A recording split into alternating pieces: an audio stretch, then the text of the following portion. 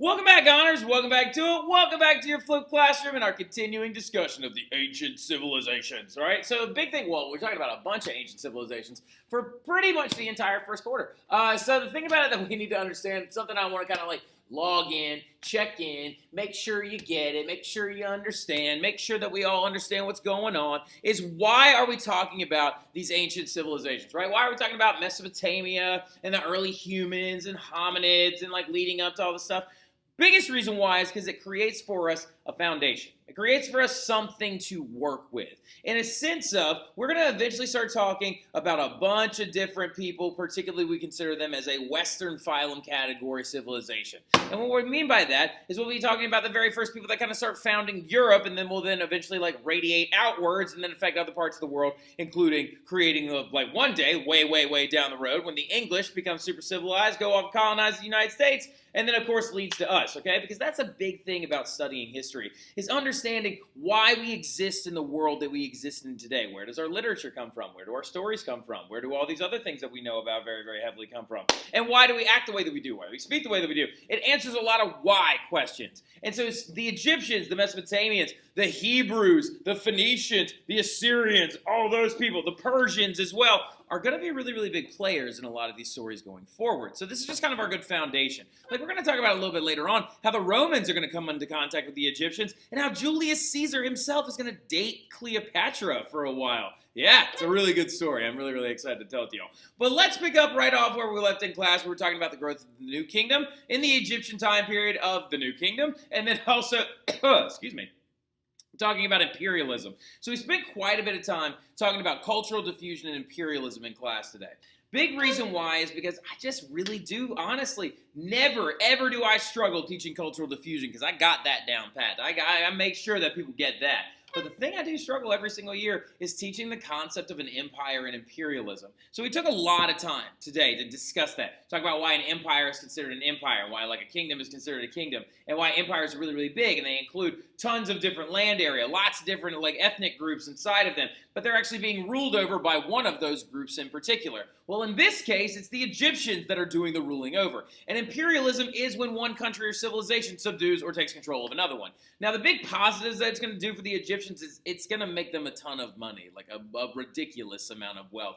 I believe it's the 18th dynasty is going to be the one that liberates them from the second intermediate period, but really quick, King Tut dynasty. I got to double check real fast to make sure I'm not saying the wrong dynasty name. Yes, I'm right. Nice. Yeah, the 18th dynasty is also the exact one that King Tut himself, which we're about to talk about here in about 2 seconds, is like also going to be a part of, and they're considered the wealthiest dynasty out of many of the different Egyptian like kingdoms and stuff like that. The other big negative that's going to happen, though, is there's going to be widespread slavery. Now, the imperialism or imperial nature of the Egyptians is going to lead to them taking people into bondage and actually also like creating systems of slavery there in northern Africa. Now, this could be the potential moment when they actually like took over what is now modern-day Israel, where a kingdom of people known as the Hebrews lived, or possibly this could have caused the Exodus. It could have just been like maybe a reverse story. Maybe rather than the Egyptians or the Hebrews leaving, maybe historically speaking, it was more of an Egyptians left over time when they began to get weaker and fall. Or, like I said in class,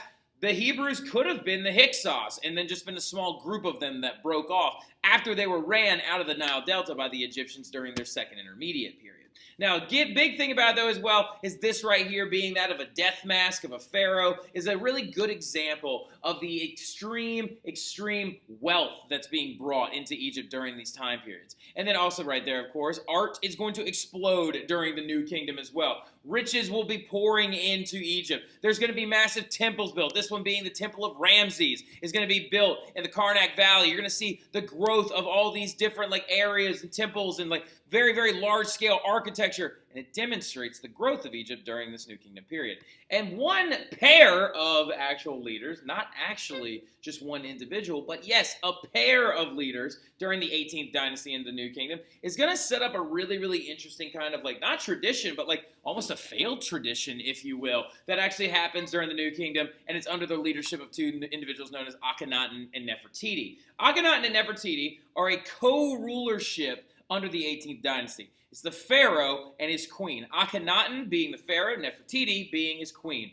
And also, like we talked about in class, Gabby herself has seen the bust, right? The bust of Nefertiti that was touring around and it ended up in Noma at one point. So obviously, she's a very famous individual, and Akhenaten is as well. The thing that's really interesting about the two of these individuals is they actually tried to completely change the Egyptian religious structure. Religious structure. Instead of being a polytheistic structure under Amun-Ra and having many different deities that represent different things. Like we talked about that in the class a little bit. We talked about how they had like Osiris, and he was the god of resurrection, and Isis, who's the goddess of the floods of the Nile. And we'll talk about that stuff a little bit in class again, just kind of review it or whatever. And we talked about how that's going to relate to their mummification process and how they believed in this resurrection idea, that you got to be there whole and intact. So their embalming process was very, very serious. That's why we have several very, very fresh, tasty looking Egyptian mummies, even though ironically enough the most preserved mummy on the planet is actually Chinese. We'll talk about that a little bit later on. So the thing about it though is that you have to understand they tried to actually break away from that system completely and push Egypt towards a system of monotheism, which is a very, very bold move because you're talking about taking an entire cultural identity of the Egyptians and turning it on its head. And the idea was that they wanted to believe in one omniscient and all-knowing God known as Aton, right? And Aton would rule over the entire religious structure. And the thing about it was, during this entire process, it actually got accepted early on, mostly due to the fact that like Akhenaten and Nefertiti were very, very strong rulers. Nefertiti also had just as much power as her husband during this entire process. And it's also why his name is what it is. When we look at Akhenaten, like his entire, no, there we go. Akhenaten, A-T-E-N, is a derivation or a variant spelling of Aton, right? It's basically saying the person who brought in this entire system. Now, their son, which is really, really interesting, is none other than that of King Tutankhamun, right? Now, so this is really, really a cool little story, though, okay? So King Tutankhamun, a.k.a. King Tut, right, the child leader that actually was ruler of Egypt when he was about 12 years old, that you've probably seen tons of different items of his and, heard little stories or, whatever. King Tut, death mask. The thing about it is almost everybody has seen his death mask, right? His death mask is really, really, really intense. And yes, it looks like this. This is a perfect picture to use. All right, so now look, that right there is his death mask, and that's what we think that King Tut himself looked like. But the death mask itself is worth millions of dollars in raw amounts of gold, precious stones, silver, a rolled enamel that was used to make it as well. And so he demonstrates for us, King Tut actually demonstrates for us how wealthy that 18th dynasty actually was. Now, when he actually came to power, he was a very, very young man because Akhenaten actually died. And Nefertiti ruled for a little while completely on her own skis while actually King Tut was a little bit too young. So in this whole process, though, when he does eventually come to power and Nefertiti falls from power, what ends up happening is King Tut does away with the process that his parents created. Also, fun fact, Nefertiti's not even his real mom. I know. Nefertiti's actually his stepmom, because actually what had happened is Akhenaten had, not an affair. This was very, very commonly accepted amongst the Egyptian pharaohs. He actually had another woman that he had a child with, and she was known as the young lady, and we think that there's a very heavy odds that they're either first cousins or their brother and sister, which is disgusting. And that's why King Tut looks so weird. We actually know that there was a heavy amount of incest that happened in the Egyptian kingdoms amongst the royals, and it caused a lot of birth defects and actually different kind of variations of facial structure, elongated necks. Possibly also it injured King Tut when he was really, really young and messed up his growth plates and stuff like that and his bones, because we think that he actually walked with a limp his entire life, because we think he might have broken his leg and he walked with a cane up until the day he died. He also had a massive crack in the back of his skull, so he might have actually been murdered. We're not really, really positive. But the thing about it, though, is that, yeah, Nefertiti was actually his stepmom, and of course, he was just a very good representation of the 18th dynasty because his tomb was so well preserved. That's how we know the 18th dynasty was just that wealthy, right? So King Tut, Akhenaten, Nefertiti, three very important figures in that entire thing. But in the long run, what's going to end up happening is right around the 20th dynasty, 23rd, going into the 23rd dynasty, the third intermediate will hit. And as we know already, going into it, we've been studying Egypt for a little while now, An intermediate period means something bad is going to happen, okay? And what ended up happening is the Hittites invaded. Now, the Hittites are one of those other groups from Mesopotamia that we discussed, right? Now, this right here is about all we'll talk about the Hittites, though. The Hittites are actually going to be kind of short-lived. They're a little bit like the Akkadians, right? We have like one slide with like Sargon the Great and stuff like that. But the Hittites right here are going to be the ones that show up coming out of the Fertile Crescent, sweeping down through what is now modern-day Israel and into northern Egypt and fracturing like Egypt completely and leaving them very weak and vulnerable to invasion. And the Hittites, when they invaded, they caused massive political fragmentation, and Egypt began to crumble under the extreme pressure. Now, Egypt would eventually push the Hittites out, but they would eventually then later on be conquered by the new Westerners, okay? Like, so the Greeks actually showed up under like Alexander III right around this time, or not Alexander III, Alexander the Great, Alexander like, it is Alexander III. Oh my God, that was just like a reflex. That's his actual number. Alexander the Great, aka Alexander III, is going to show up and actually take over like the Egyptians and bring them underneath his power. So it's an interesting little fest as well. Queen Cleopatra being the last ruler of Egypt, we actually think she was more descendant of Greek people than she was actually of Egyptians at all. And the Hittites, though, are going to bring a couple of gifts into this area. They are going to demonstrate a lot of different iron working, different types of art, and then there are also different metallurgy processes that are going to actually be very, very important. But we're going to really, really quickly keep bumping over, and we're going to jump over to another Prezi real fast, and we're going to continue to talk about some of these smaller kingdoms that are going to pop up, and we actually might be able to get this flip done in a pretty reasonable amount of time, right? So the thing about it is that's going to end up happening is you're going to see a massive amount of new settlers coming into the Nile River Valley.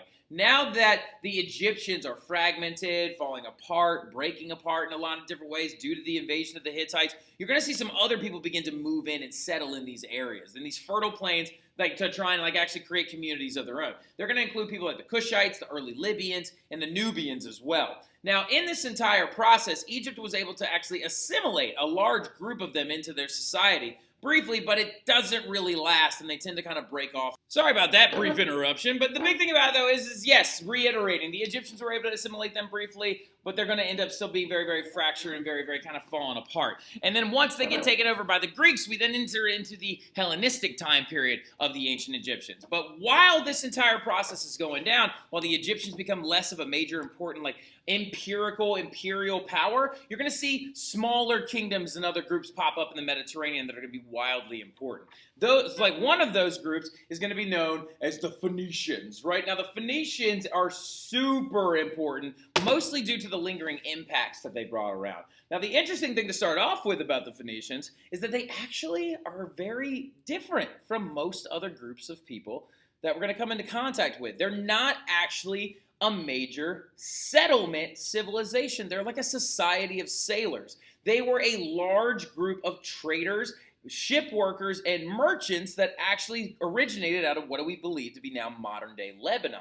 So they had a few small settlements, but they were never enslaved by any of the larger empires like Mesopotamia and Egypt, because they could simply pick up shop and move to some of their other smaller settlements all around the Mediterranean. They were able to do this because they were master shipbuilders, right? They built these very, very, very large boats that we are going to later on refer to as triremes, okay? Triremes is spelled T-R-I-R-E-M-E, and we'll talk about them quite a bit when we get into talking about the Greeks and the Persian Wars and stuff like that, because the Greeks are going to take that same design and they're going to flip it on its head a little bit and they're going to use it to make warships, right? But as you can see, literally, the Phoenicians had multiple different trade routes and huge numbers of other settlements that span the entire Mediterranean, even though they originated out of right here, what is now modern-day Lebanon, right next door to where the Hebrews actually settled as well in Israel, or in Canaan, modern-day Israel. They also are going to found a very important city known as Carthage right there,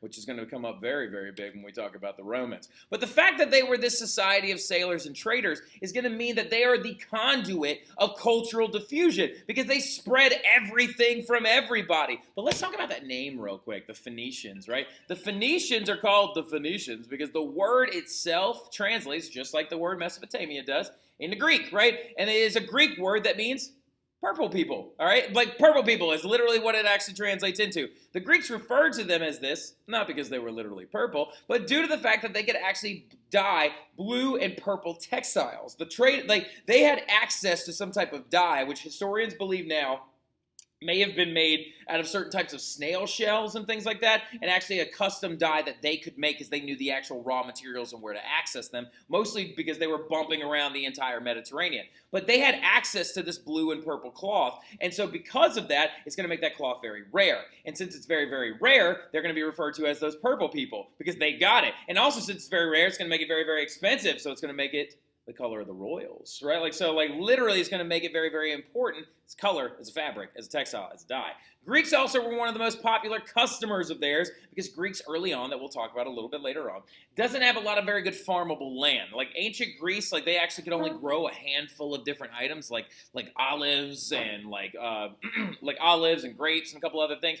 But the Phoenicians really wanted the products that the Greeks had, and the Greeks really needed the stuff that they had. So they were actually one of their biggest customers. But they traded with the fallen and fractured Egyptians, the Mesopotamians, the Hittites, everybody being that conduit of cultural diffusion all over the Mediterranean.